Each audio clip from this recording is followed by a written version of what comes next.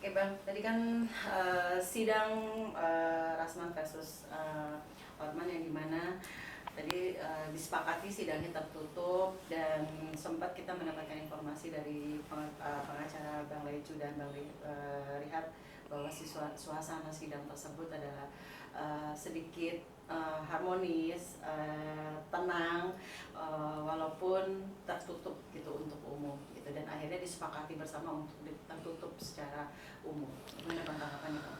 Ya, memang kalau sidang itu ya memang yang harus ditampilkan sebagai seorang terdakwa bersikap baik di dalam persidangan gitu ya. Termasuk juga para kuasa hukum. Karena nanti itu akan menjadi pertimbangan pada putusan akhir begitu. Kalau memang ternyata ditemukan ada suatu tindak pidana yang meringankan, biasanya itu kan nanti akan dibacakan tuh, yang meringankan terdakwa bersikap kooperatif dan baik begitu kan, bersikap baik selama berjalannya persidangan, biasanya begitu. Nah, hal itu akan membuat terdakwa menjadi jauh lebih ringan, biasa seperti itu begitu. Jadi saya kira dengan Rasman dan kawan-kawan menjadi lebih baik, yaitu memang seharusnya seperti itu. Harusnya lebih kalem, jangan gembar-gembor, jangan berkeras gitu ya. Jalanin aja persidangannya dengan smooth, ambil hatinya hakim supaya hakim pun ada alasan untuk membuat putusannya nanti jauh lebih ringan begitu. Tapi kan ini juga perkara yang dikenakan gitu ya, adalah terkait dengan Undang-Undang ITE gitu ya, pencemaran nama baik. Dan ancaman hukumannya berdasarkan Undang-Undang ITE itu ancamannya cuma 2 tahun begitu ya.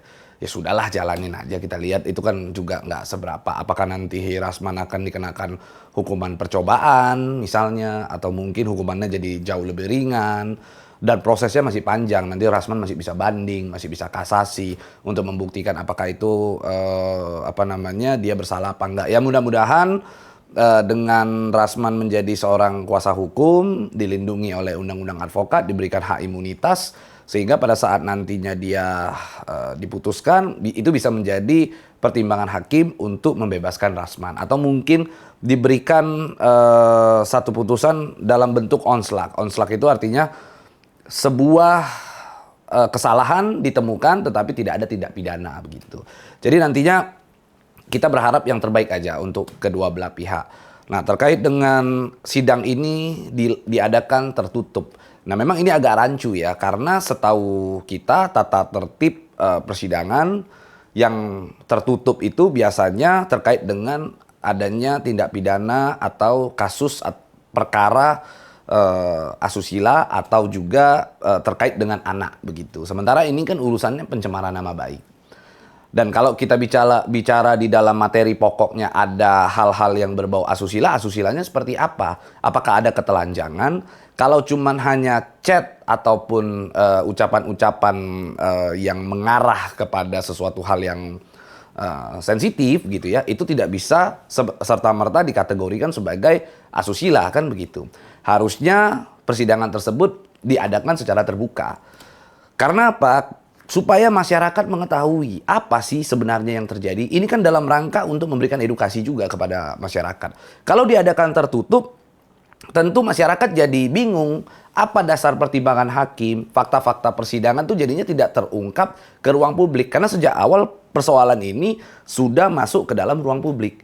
Karena ini sudah diketahui oleh publik, maka publik harus mengikuti jalannya persidangan sejak awal sampai akhir. Nah, aneh juga kalau ini tertutup, sementara kasusnya bukanlah kasus asusila dan kasus yang terkait dengan anak begitu. Apalagi kalau kita bahas secara merinci, karena kan hakim mengatakan atau mungkin ada pihak-pihak yang mengatakan bahwa terkait dengan Hotman ada istrinya, ada keluarganya, harus menghargai perasaan keluarganya, harus menghargai perasaan istrinya. Kita harus merujuk ke SKB 3 Menteri terkait dengan Undang-Undang ITE. Di mana SKB 3 Menteri tersebut menyatakan bahwa terkait dengan pembuktian pencemaran nama baik, kasus pencemaran nama baik tidak menitik beratkan terhadap perasaan seseorang. Perasaan korban atau perasaan pelapor. Bayangkan perasaan pelapor aja tidak dititik beratkan di dalam pembuktian pencemaran nama baik, ngapain memikirkan atau menitik beratkan terhadap perasaan keluarga, perasaan istri, perasaan anak, kan begitu. Intinya ini persoalan harusnya diadakan terbuka karena ini adalah persoalan pencemaran nama baik. Kasus pencemaran nama baik, bukan kasus asusila atau kasus anak. Nah, ini yang sebenarnya menjadi tanda tanya bagi kita semua. Ada apa persidangan ini? Kenapa harus diadakan secara tertutup gitu? Kalau menurut Bang Paulus sendiri, kenapa bisa tertutup? Apakah ada keistimewaan mungkin yang terjadi seperti yang disebutkan sama Herwanto ya, yang hari ini terjadi katanya ada keistimewaan antara si majelis hakim dengan Hotman. Terkait dengan keistimewaan itu kan hanya mungkin majelis hakim dengan Tuhan yang tahu gitu ya. Hotman dengan Tuhan yang tahu. Kita nggak tahu sebenarnya apa yang terjadi di balik daripada persidangan yang hari ini bisa dipertontonkan oleh semua orang.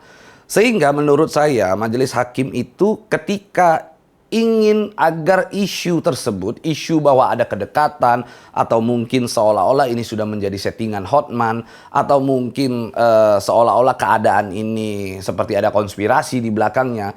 Ketika hakim ingin mengesampingkan itu atau hakim ingin membuktikan kepada masyarakat bahwa ini tidak betul, tuduhan itu tidak ada begitu ya, maka adakan terbuka.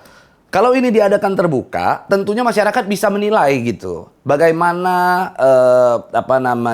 keberpihakan daripada hakim? Apakah hakim berdiri tegak lurus terhadap hukum? Apakah hakim ada keberpihakan? Apakah hakim dalam hal ini ingin menunjukkan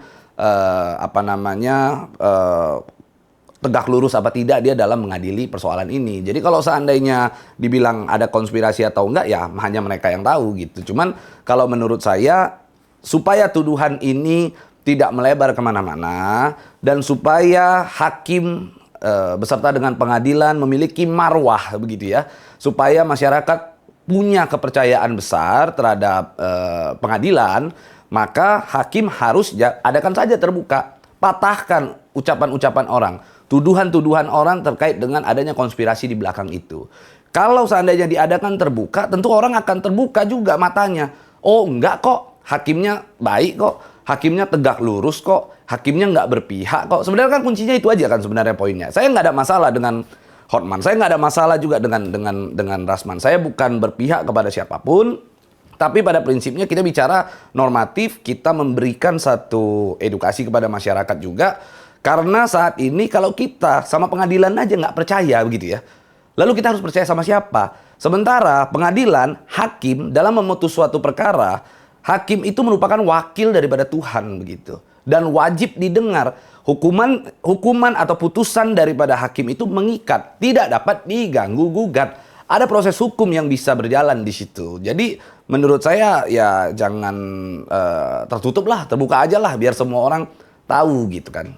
Oke, Bang, tadi kan sempat juga bahwa ketika di awal persidangan hampir sudah berjalan 2 jam, sebelum 2 jam Hotman mengalami drop sakit karena ketika akhirnya sudah pertanyaan itu dilontarkan dari pihak tim pengacara ketua dari Rasman dan ada beberapa juga dari jaksa gitu Bang, akhirnya terlihatlah raut dan kondisi dari Hotman itu agak menurun sampai akhirnya majelis men-skor persidangan itu. Apakah ini juga bisa dilihat karena ada indikasi ulah ataupun dari Hotman yang ingin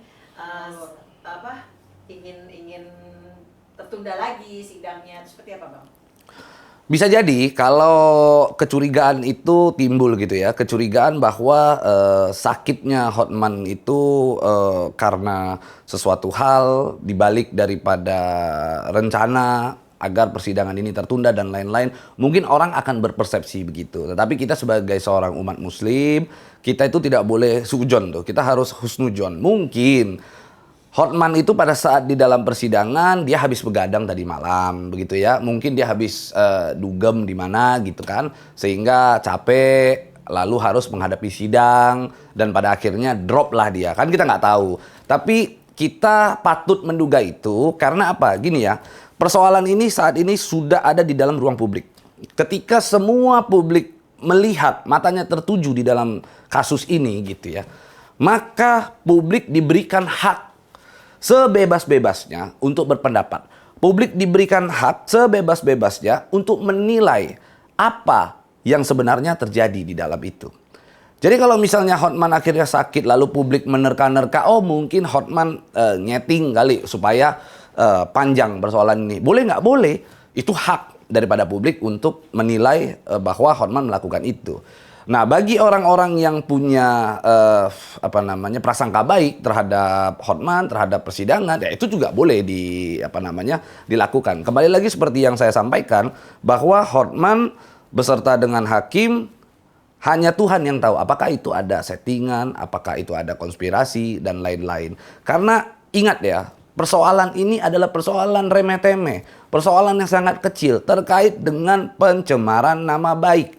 Bukan kasus korupsi puluhan miliar, bukan kasus pembunuhan yang harus dibuat berjilid-jilid. Kasus ini hanyalah kasus bisa dibilang bagian daripada hiburan kepada masyarakat. Karena coba bayangkan, media-media yang meliput juga adalah media-media infotainment, kan begitu kan. Tentunya ini adalah bagian daripada hiburan saja. Jadi kalau kita menanggapi kejadian tersebut terlalu serius, maka patut dipertanyakan siapa sih yang membuat persoalan ini menjadi serius. Seperti contoh ya, kita bisa lihat tadi Herwanto datang gitu ya. Rekan saya Herwanto datang ke sana, lalu sempat diusir atau dikeluarkan dari sidang karena dia katanya tidak membawa berita acara sumpah asli gitu ya. Ketinggalan berita acara sumpah itu.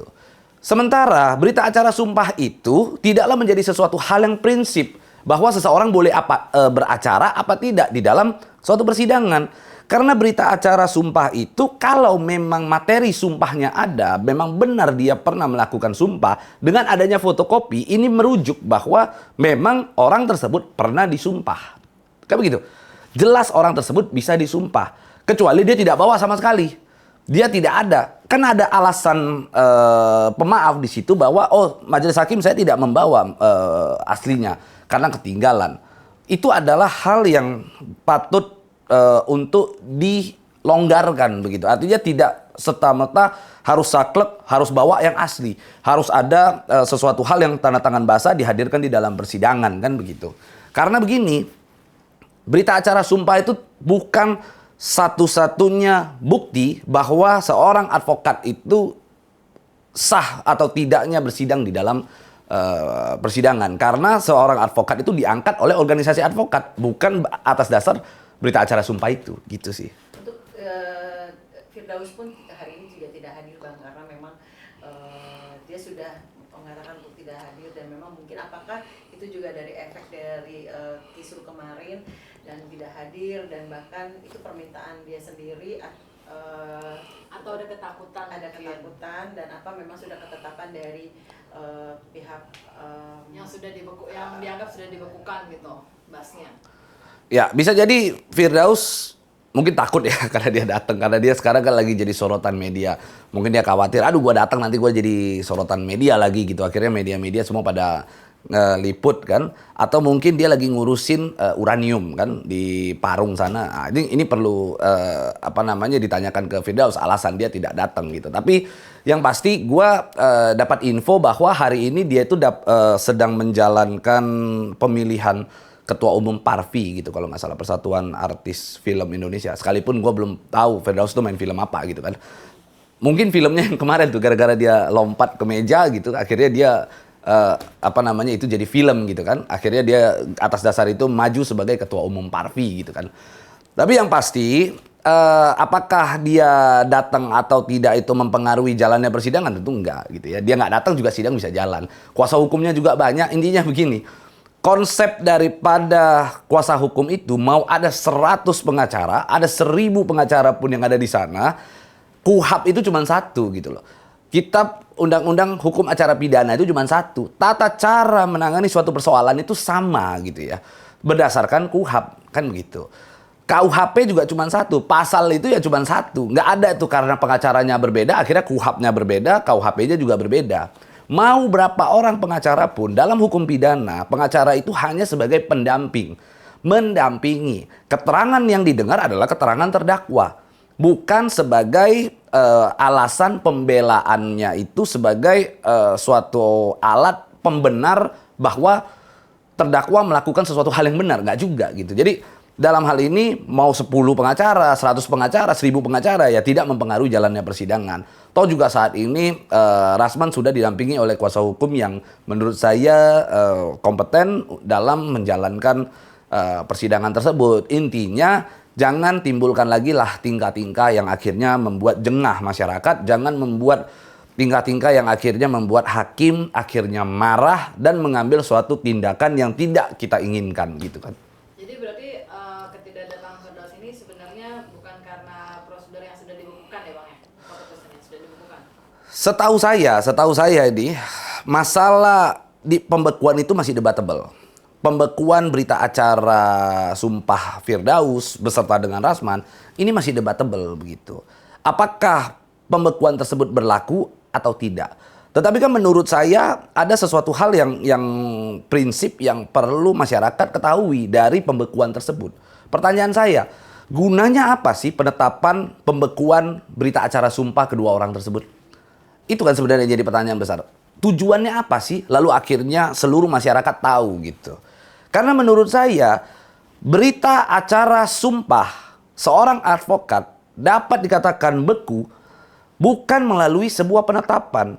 Ketika advokat tersebut dipecat atau diberhentikan dari organisasi advokat, otomatis berita acara sumpah tersebut akan beku, akan berhenti. Gini, karena prosesnya di dalam berita acara sumpah itu bukanlah bentuknya penetapan. Berita acara sumpah itu bukanlah sebuah keputusan.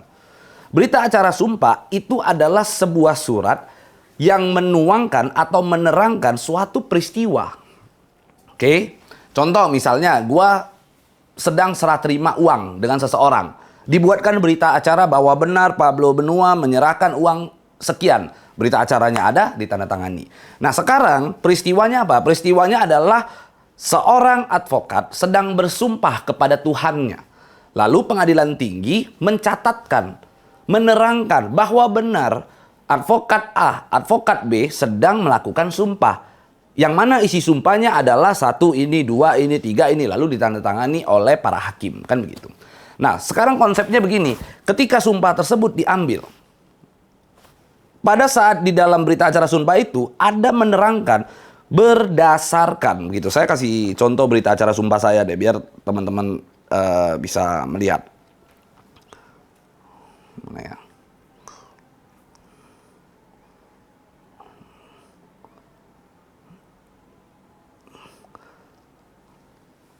Nih.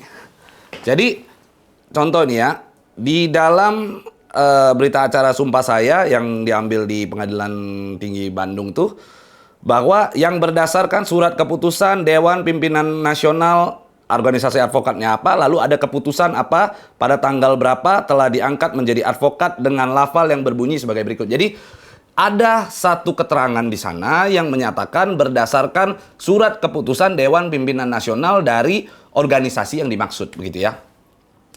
Nah, sehingga sumpah atau berita acara sumpah ini bisa terjadi karena adanya sebuah organisasi advokat yang sudah mengangkat seorang advokat. Melantik seorang advokat gitu. Nah, pertanyaan saya, kalau organisasi advokatnya sudah memecat orang tersebut, tentu secara otomatis berita acara sumpahnya juga akan beku. Tanpa harus adanya penetapan. Sama halnya, menurut saya, sama halnya kalau seorang pejabat negara, misalnya Presiden Republik Indonesia, ketika dia terpilih gitu ya menjadi seorang presiden, maka dia akan dilakukan pengambilan sumpah. Sumpah itu juga akan dituangkan ke dalam satu berita acara. Pertanyaan saya, ketika jabatannya habis, apakah ada penetapan untuk membatalkan sumpahnya? Kan nggak ada. Lalu ternyata si presiden tersebut di periode kedua terpilih lagi. Sumpah lagi kan? Nah, maka kalau saran saya untuk advokat-advokat yang katanya sumpahnya dibekukan gitu ya, berita acara sumpahnya dibekukan oleh pengadilan tinggi, dalam hal ini Rasman dan Firdaus, saran nih, ini saran saya nih, ajukan sumpah baru. Itu bukan hal yang memalukan kok. Melalui organisasi advokat yang baru, diangkat oleh organisasi advokat yang baru, lalu disumpah yang baru. Karena berita acara sumpah itu bukanlah satu bentuk pengangkatan seorang advokat. Ingat ya, pengangkatan seorang advokat hanya dapat dikeluarkan oleh organisasi advokat. Itu kata undang-undang. Yang mengangkat advokat itu adalah organisasi advokat, bukan pengadilan tinggi. Pengadilan tinggi di situ hanya menyaksikan sumpah seorang advokat. Dicatatkan di dalam sebuah salinan berita acara. Sehingga kalau memang seseorang pindah organisasi, Rasman pada saat itu dari KAI dia pindah ke mana? Ke Pradi Bersatu, maka Pradi Bersatu harus menyumpahkan kembali menurut saya gitu. Sehingga terbitlah berita acara sumpah yang baru. Itu poinnya sebenarnya. Jadi ya saya sudah memberikan contoh bahwa pejabat banyak lah, gubernur misalnya ini kemarin habis pelantikan berapa ratus kepala daerah kan begitu kan. Kepala daerah ini juga semua pada disumpah dan dicatatkan berita acara sumpahnya. Pertanyaannya, ketika mereka habis masa jabatannya, apakah sumpahnya akan dibuat satu surat penetapan? Sehingga membuat mereka itu akhirnya sumpahnya tidak bisa dipakai. Kan nggak bisa. Karena sumpah itu hanyalah menjadi satu bagian bahwa seorang advokat yang sudah diangkat atau sudah dilantik menjadi seorang advokat, maka wajib disumpah. Nah, sumpah itu adalah mekanismenya. Gitu. Secara teknisnya ya harus seperti itu. Jadi, sumpah itu apa sih? Sumpah itu sama dengan halnya seragam yang digunakan oleh seorang kepala daerah. Kepala daerah ketika dia dilantik, dia menggunakan seragam tuh. Seragam topi, lalu ada bentuk apa tuh, yang ada lambang-lambang dan lain-lain ya begitu ya. Ada kalau bahasa kita itu peneng lah gitu ya.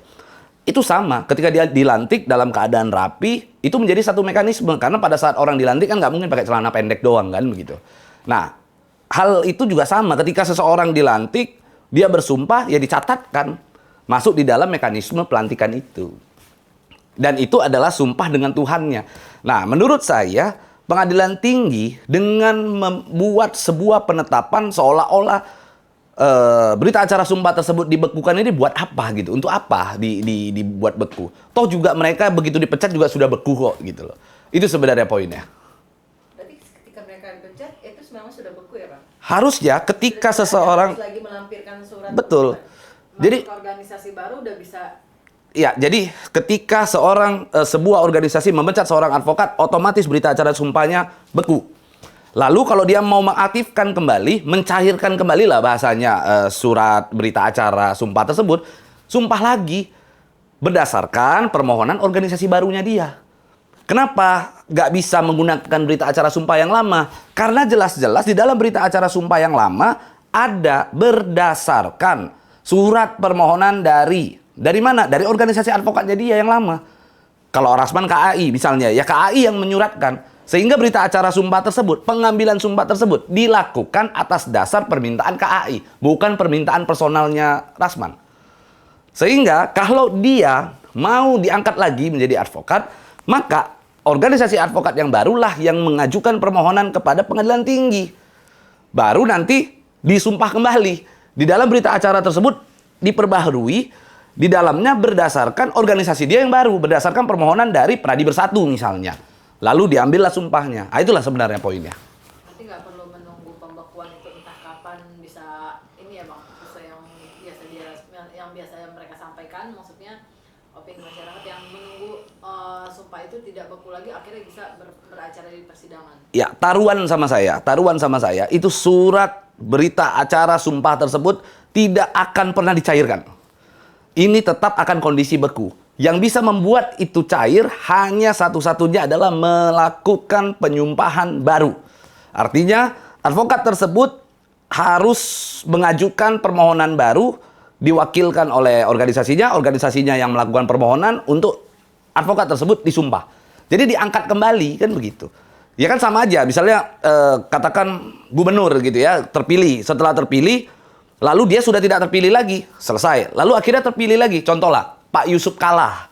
Pada saat itu dia wakil presiden. Pada saat zamannya Pak SBY. Sudah, kan dia disumpah. Begitu dia selesai, ya sudah selesai masa jabatannya. Sumpahnya kan tidak dibekukan. Otomatis beku dengan otomatis. Nah lalu dia terpilih lagi menjadi wakilnya Pak Jokowi. Disumpah lagi kan? Nah ini sama sebenarnya. Ketika seorang advokat, dia dipecat oleh sebuah organisasi advokat, lalu dia pindah ke organisasi baru, maka organisasi barunya mengajukan sumpah baru. Itu sebenarnya konsepnya. Kalau menurut saya ya. Berarti dari situ baru bisa bisa berbicara di persidangan lagi ya Bang? Ya, jadi atas dasar sumpah itu nanti dia bisa lagi melakukan atau beracara lagi lah di dalam persidangan. Karena memang syarat administrasi untuk memulai sebuah persidangan, para kuasa hukum, penasihat hukum, ataupun advokat wajib untuk menunjukkan bukti bahwa mereka ini adalah seorang advokat gitu ya. Mereka menunjukkan basnya, berita acara sumpahnya, menunjukkan KTPA. Nah, konsep seseorang advokat itu bahwa benar dia advokat ya sebenarnya KTPA saja. KTA atau KTPA gitu ya. Seorang advokat bahwa dia benar-benar seorang advokat karena organisasi inilah yang mengangkat dia menjadi seorang advokat gitu. Kalau dari pandangan Abang dengan kasusnya Rasman ini akan adakah sampai akhirnya mentoknya sampai di titik terjerumus ke dalam penjara gitu? Masalah itu kita kan tidak mau mendahului putusan pengadilan begitu ya. Tapi kalau menurut saya banyak faktor yang bisa menjadi bahan pertimbangan hakim untuk memutuskan apakah seseorang itu bersalah apa tidak gitu. Faktor yang pertama ini menjadi catatan penting mungkin untuk Rasman dan kawan-kawan. Faktor yang pertama adalah opini publik. Publik itu sangat mempengaruhi sekali bagaimana berjalannya sebuah putusan di dalam suatu tindak pidana begitu. Opini publik tersebut kita bisa lihat begitu dari komen-komen, kita bisa baca bagaimana tanggapan-tanggapan para influencer terhadap satu peristiwa pidana begitu.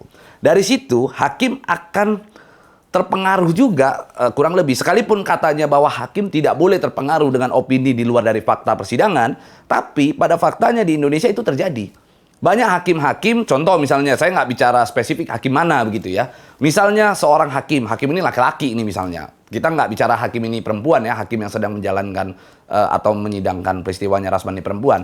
Misalnya hakim ini laki-laki gitu.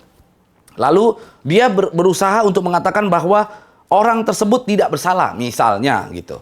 Ternyata opini publik mengatakan bahwa orang tersebut memang bersalah begitu. Akhirnya mungkin laki-laki tersebut, tadinya si hakim laki-laki tersebut niatnya tidak ingin menghukum, karena istrinya si laki-laki atau istrinya si hakim mungkin tiap hari mantengin sosial media, bisa jadi kan sharing dengan si suami. Akhirnya suaminya juga terpengaruh dan akhirnya suaminya mengikuti putusan itu. Sehingga opini publik sangat mempengaruhi putusan pengadilan.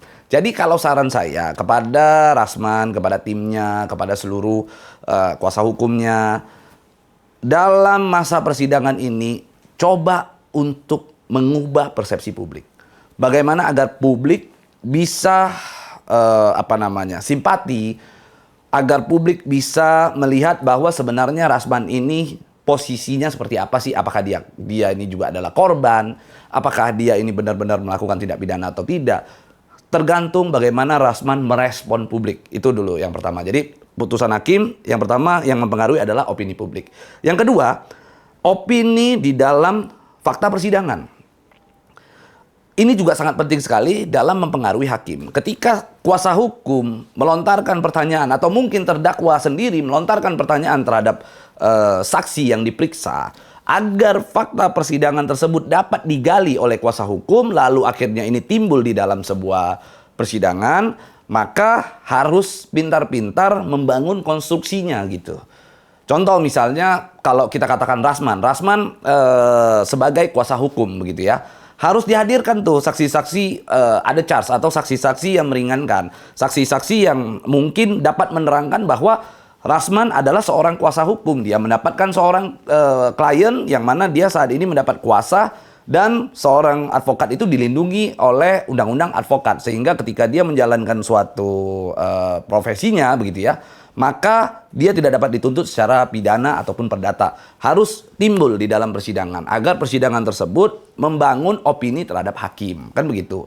Atau mungkin juga dari kuasa hukum bisa menyampaikan, karena terkait dengan Undang-Undang ITE, jelas ketika sesuatu hal menyangkut pidana begitu ya, menyangkut pidana lalu akhirnya di dalam Undang-Undang ITE tersebut pencemaran nama baik tersebut itu adalah sebuah kejadian nyata, kejadian yang sebenarnya, maka itu tidak dapat dipidana. Berdasarkan SKB 3 Menteri juga itu disampaikan maka harus keluar bahwa ini adalah fakta.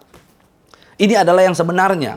Bahwa benar loh ternyata Hotman melakukan A, B, C, D. Ini kan harus dipaparkan supaya opini tersebut terbangun, hakim pun terpengaruhi oleh fakta persidangan yang timbul akibat opini itu. Itu sebenarnya poinnya.